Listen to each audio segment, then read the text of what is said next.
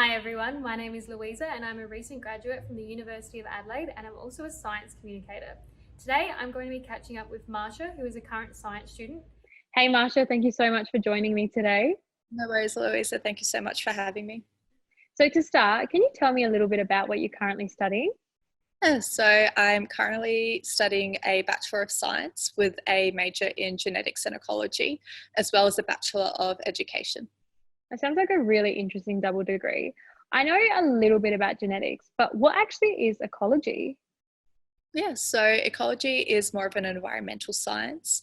It focuses on living organisms, how they interact with one another, as well as how they interact with their environments. And I guess as well, kind of how humans fit into that picture as well.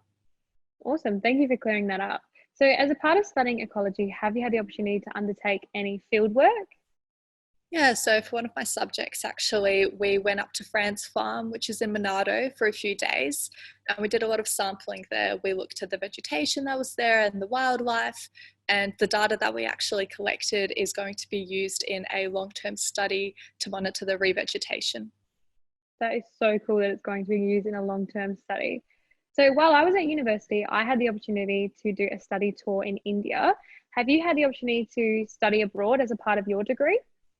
Yeah, so last year, actually, for a semester, I was very fortunate to be able to go to Lund University in Sweden.